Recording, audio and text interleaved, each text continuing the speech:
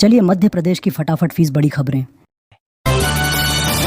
मुख्यमंत्री डॉक्टर मोहन यादव ने कहा है कि भारतीय न्याय संहिता के नए कानून को समयबद्ध तरीके से लागू करने का काम किया जाएगा। इसको लेकर केंद्रीय गृह मंत्री की मौजूदगी में दिल्ली में हुई बैठक में एमपी के काम को सराहा गया है और अन्य राज्यों को इसका अनुसरण करने के लिए कहा गया है। शहडोल में गुरुवार को आयोजित रीजनल इंडस्ट्री कॉन्क्लेव में मुख्यमंत्री डॉक्टर मोहन यादव ने उज्जैन में 3 नई औद्योगिक इकाइयों का वर्चुअल भूमि पूजन किया। इन तीनों इकाइयों में कुल 198 करोड़ रुपए का निवेश होगा, जिससे 1240 लोगों को रोजगार मिलेगा। मध्य प्रदेश की 5 जातियों को ओबीसी आरक्षण नहीं मिलने के मामले पर राज्य सरकार द्वारा कराए गए सर्वे के बाद राष्ट्रीय पिछड़ा वर्ग आयोग ने आज सुनवाई की। सुनवाई के दौरान कुर्मी समाज के प्रतिनिधियों ने आयोग के समक्ष अपना पक्ष रखते हुए कहा कि मध्य प्रदेश में उन्हें आरक्षण का लाभ मिल रहा है, लेकिन केंद्र की सूची में शामिल न होने के कारण वे केंद्रीय स्तर पर इस लाभ से वंचित हैं। छपरा में 12वीं क्लास की छात्रा के साथ गैंगरेप हुआ। हेलड की स्कूल से प्रैक्टिकल परीक्षा देकर लौट रही थी, तभी एक आरोपी ने उसे बस से उतार लिया और अपने दोस्तों के साथ घटना को अंजाम दिया। जानकारी के अनुसार एक आरोपी और पीड़िता एक दूसरे को जानते हैं। वह उसका इंस्टाग्राम फ्रेंड है। आरोपी ने इसी का फायदा उठाकर मिलने के बहाने लड़की को बस से उतरवाया और पीएन सिंह कॉलेज के पीछे ले जाकर 3 दोस्तों के साथ सामूहिक दुष्कर्म किया। मामला भगवान बाजार थाना क्षेत्र का है। अगर आप वैष्णो देवी, कटरा या कश्मीर में जाने का सोच रहे हैं तो यह खबर आपके लिए है, क्योंकि उत्तर रेलवे के जम्मूतवी स्टेशन पर रीडेवलपमेंट एवं यार्ड कनेक्शन का कार्य के चलते भोपाल मंडल से गुजरने वाली 8 ट्रेनों को निरस्त करने का फैसला रेलवे ने लिया है। इसमें झेलम और मालवा एक्सप्रेस जैसी ट्रेनें शामिल हैं। गुना में एमबीए पास किसान अंबर लुम्बा मल्टीनेशनल कंपनी की नौकरी छोड़कर सब्जियों की खेती कर रहे हैं। उन्होंने डच रोज से खेती की शुरुआत की, अब सब्जियां भी उगा रहे हैं। इस समय उन्होंने लगभग 5 बीघा खेत में लौंगा मिर्च उगाई है। यह सबसे तीखी मिर्च मानी जाती है। अंबर को 1 बीघा में 30,000 की लागत पर 1 लाख रुपए तक का मुनाफा हो रहा है। युवाओं की टोली 7 अमृत कलश लेकर कुंभ स्नान के लिए प्रयागराज जाएगी। ये कलश जूना अखाड़ा, निरंजनी अखाड़ा, महानिर्वाणी अखाड़ा, दिगंबर अखाड़ा, निर्मोही अखाड़ा, निर्वाणी अखाड़ा, पंचायती बड़ा उदासीन अखाड़ा के महंतों को भेंट किए जाएंगे। सेवा संकल्प युवा संगठन के पदाधिकारी ये कलश तैयार कर रहे हैं।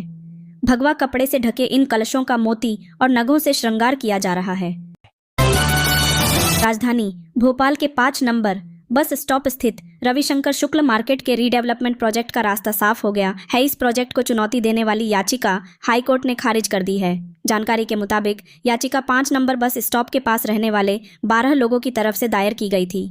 इस याचिका में आरोप था कि एमपी हाउसिंग रीडेवलपमेंट पॉलिसी 22 के नियमों को ताक पर रखकर यह प्रोजेक्ट निर्माण किया जा रहा है। दुनिया के सबसे बड़े सोलर पावर प्लांट ओंकारेश्वर से देश में बिजली उत्पादन का नया अध्याय लिखा जा रहा है, लेकिन इसी प्लांट की वजह से बड़ी तादाद में मछुआरे बेरोजगार हो गए हैं। मछुआरों का कहना है कि पुश्तैनी काम छोड़कर अब दिहाड़ी मजदूरी के लिए मजबूर हो चुके हैं।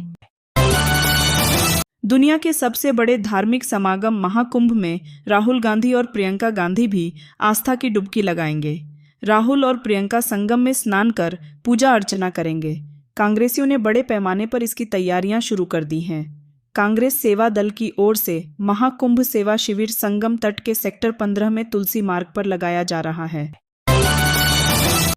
प्रयागराज महाकुंभ में पेशवाई के रथ पर बैठने के बाद चर्चा में आई हर्षा रिछारिया और स्वामी आनंद स्वरूप आमने सामने आ गए हैं। गुरु से बातचीत में हर्षा ने शांभवी पीठाधीश्वर आनंद स्वरूप पर जमकर हमलावर हुई। प्लोट जवाहर नवोदय विद्यालय के विद्यार्थियों ने पीएम श्री स्कूल गतिविधि के तहत मनुनिया गांव में गुरुवार को स्वच्छता अभियान चलाया। छात्रों ने महादेव मंदिर परिसर और आसपास के मोहल्लों में सफाई अभियान चलाकर स्वच्छता का संदेश दिया। महाकुंभ में 13 से 16 जनवरी तक 7 करोड़ श्रद्धालुओं के स्नान का सरकार ने दावा किया। लखनऊ में गुरुवार को सपा प्रमुख अखिलेश यादव ने महाकुंभ को लेकर सरकार पर तंज कसा। कहा, सरकार का हर आंकड़ा फर्जी है, कुछ ट्रेनें खाली जा रही हैं। 16 इंडिगो, स्पाइस जेट और एयरलाइंस एयर के बाद अब एयर इंडिया भी महाकुंभ में प्रयागराज से सीधी उड़ान शुरू करने जा रहा है। 25 जनवरी से एयर इंडिया दिल्ली के लिए सीधी फ्लाइट शुरू करेगी। इसमें इकोनॉमी के साथ प्रीमियम क्लास की भी सुविधा होगी।